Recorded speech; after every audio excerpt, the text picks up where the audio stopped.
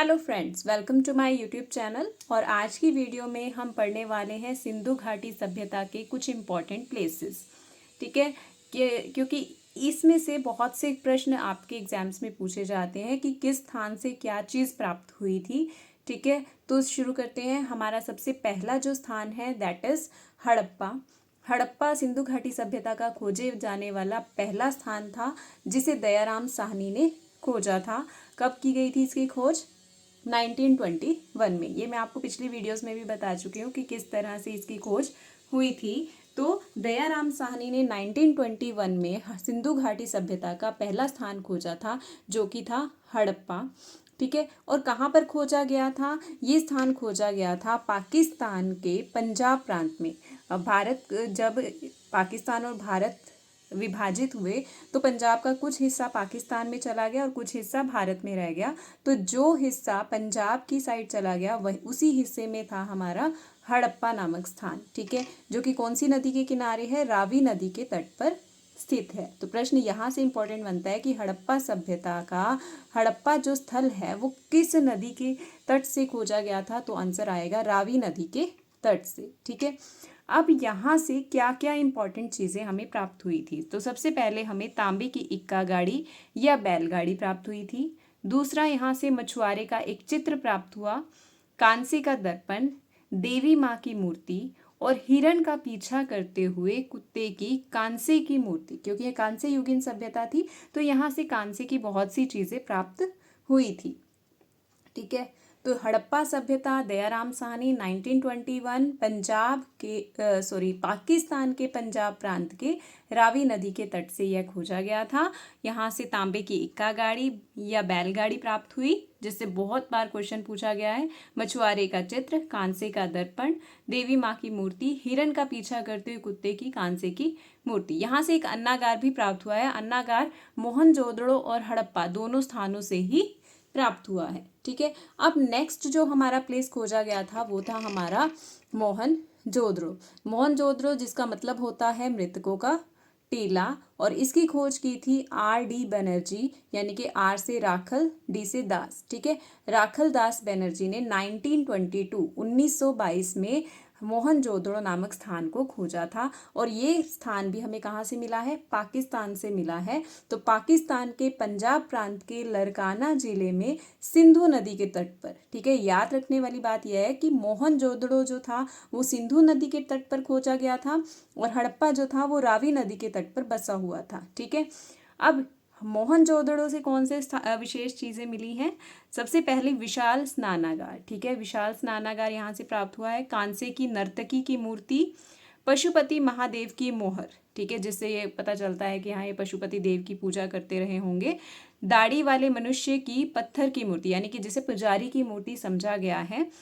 बुने हुए कपड़े का एक टुकड़ा, यहाँ से सूती कपड़े का टुकड़ा यहाँ से मिला है। ठीक है, तो कौन कौन सी चीज़ें एक बार फिर से रिवाइज करते हैं। विशाल स्नानागार, कांसे की नर्तकी की मूर्ति, पशुपति महादेव की मोहर, दाढ़ी वाले मनुष्य की पत्थर की मूर्ति, यानी कि वो जो पुजारी की मूर्ति कहा जाता है जिसे, और बुने हुए कपड़े का टुकड़ा जो कि सूती कपड़ा था। ये सब हमें मिले हैं मोहनजोदड़ो से।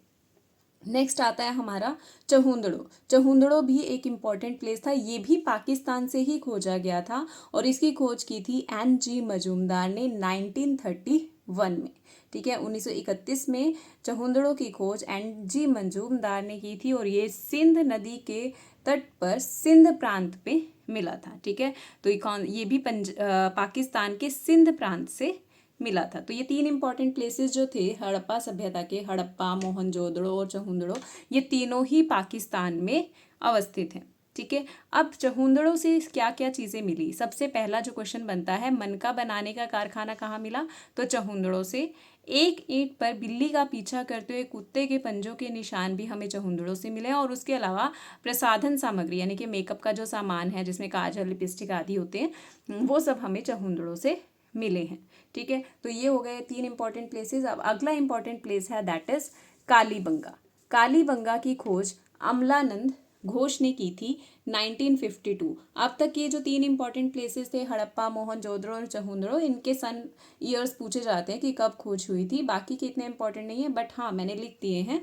ठीक है, तो कालीबंगा की खोज 1952 में हुई थी और ये भारत में स्थित है। तो भारत के राजस्थान के हनुमानगढ़ जिले में घग्गर नदी के समीप है।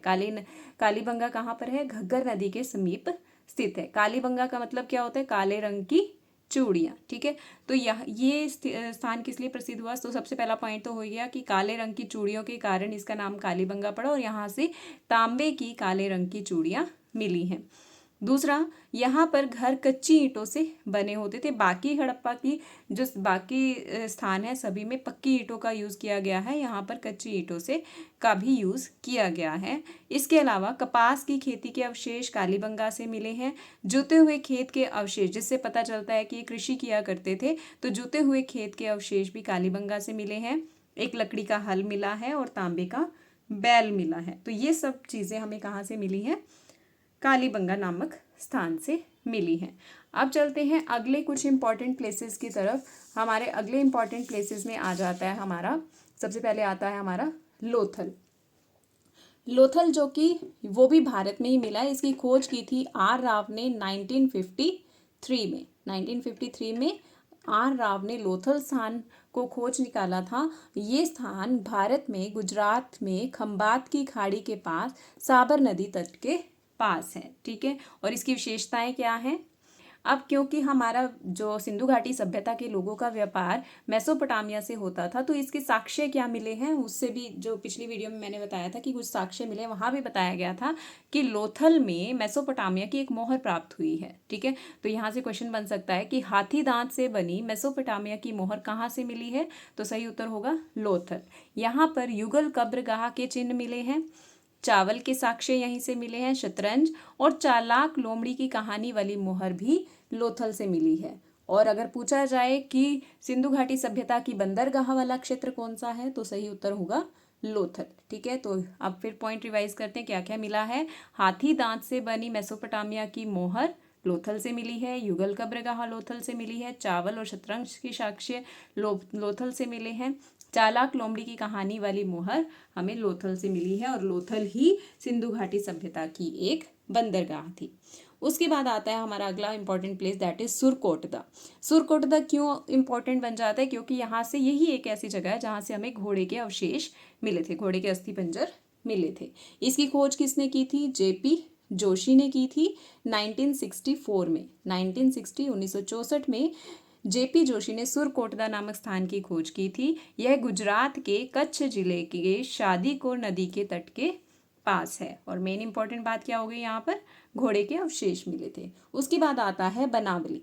बनावली हरियाणा का एक स्थान है, ठीक है। तो इसकी खोज की थी आर.एस. बिस्ट ने 1974 में की थी। हरियाणा के फतेहाबाद जिले में रंगोई नदी के तट पर बनावली नामक क्षेत्र है। और यहाँ से क्या इंपॉर्टेंट मिलता है? यहाँ पर हाथी दांत का कंघा मिला है और यहाँ की बस्ती जो थी वो अंडाकार थी, ठीक है। बाकी बस्तियों के अलावा केस एक्सेप्शनल केस यहाँ क्या था? यह बस्ती अंडाकार थी। उसके बाद आता है इंपॉर्टेंट प्लेस राखीगढ़ी। राखीगढ़ी की सबसे इंपॉर्टेंट बात क्या है कि यह सिंधु घाटी सभ्यता का भारत में स्थित सबसे बड़ा क्षेत्र था, ठीक है। भारत में स्थित सबसे बड़ा क्षेत्र सिंधु घाटी सभ्यता का कौन सा है? राखीगढ़ी, ठीक है। तो इसकी खोज हुई थी 1963 में और ये हरियाणा के हिसार जिले में स्थित है। हरियाणा के हिसार जिले में स्थित है राखीगढ़ी। नेक्स्ट आ गया आपका धोलावीरा। धोलावीरा गुजरात की कच्छ जिले में लूनी नदी के तट पर है। किस नदी के तट पर है? लूनी नदी के तट पर है धोलावीरा, ठीक है। अब इसकी खोज किसने की थी? इसके बारे में कहा जाता है कि जेपी जोशी ने इसकी खोज 1967-68 में की थी, पर शंभुदान गढ़वी ने इसकी ओर सरकार का ध्यान 1960 में सरकार का ध्यान इस तरफ आकर्षित कर दिया था, ठीक है। यानी कि खोज तो हुई थी 1967-68 में आधिकारिक रूप से, ठीक है। ऑफिशियली 1967-68 में हुई थी, पर 1960 में शंभुदान गढ़वी ने बता दिया था कि भाई यहाँ पर कोई सभ्यता निवास करती होगी, ठीक है। अब यहाँ पर इम्पोर्टेंट क्या बात है, ठीक है। स्थान हमने बता दिया, गुजरात के कच्छ जिले में लूनी नदी के किनारे धोलावीरा नामक स्थान है। अब इसमें इम्पोर्टेंट क्या हो जाता है कि लेटेस्ट 2021 में इसे यूनेस्को विश्व धरोहर स्थल के रूप में नामित किया गया। दूसरी बात, धोलावीरा एक ऐसी जगह है जहाँ पर कृत्रिम जलाशय या बांध या डैम के प्रमाण मिलते हैं। और लास्ट पॉइंट, इस जो ये वाला एरिया था, यहाँ नगर योजना 3 हिस्सों में बांटी हुई थी। अदरवाइज कितने हिस्सों में बटी होती थी? 2 हिस्सों में बटी होती थी, पूर्वी और पश्चिमी टीला। यह एक ऐसी जगह थी जहाँ पर ये नगर योजना जो थी 3 हिस्सों में डिवाइडेड थी। तो ये थे कुछ इम्पोर्टेंट प्लेसेस अबाउट सिंधु घाटी सभ्यता। ठीक है, इसके अलावा कुछ जो इम्पोर्टेंट प्लेसेस हैं वो हम अपनी पिछली वीडियोस में डिस्कस कर चुके हैं। ठीक है, so thank you, have a nice day.